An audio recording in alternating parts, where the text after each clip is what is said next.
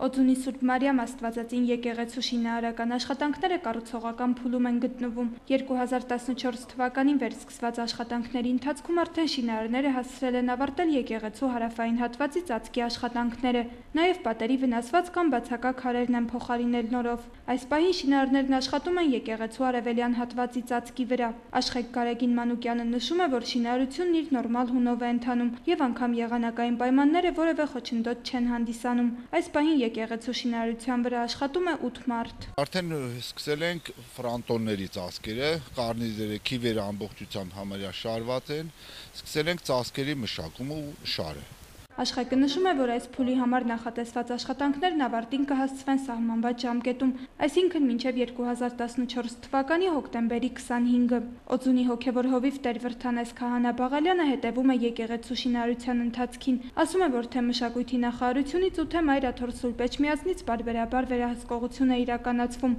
Նաև գլխավոր ճարտարապետ Միշա Հակոբյանն է վերահսկում, որ շինարարությունը նախագծերին համապատասխան ընթանա։ Բազմաթիվ խմբեր հատուկ գալիս են նաև շինարարության որակը տեսնելու եւ զարմանում են, որ այսքան բարձր որակով ժամանակակից մեթոդների համակցումով ավանդականի հետ մեր աշխատանքները կատարում են կրաշաղախով, առանց մետաղական ամրանների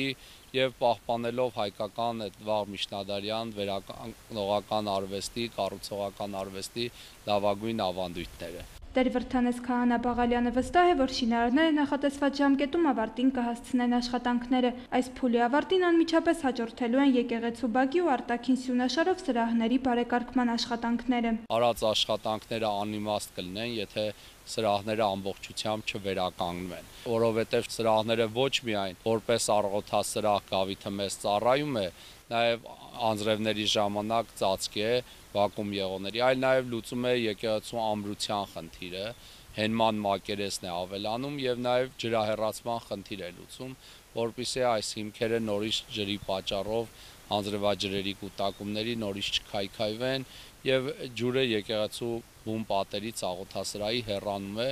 եւ սա կարող է եկեղեցու կյանքը երկար տարիներով ավելացնել։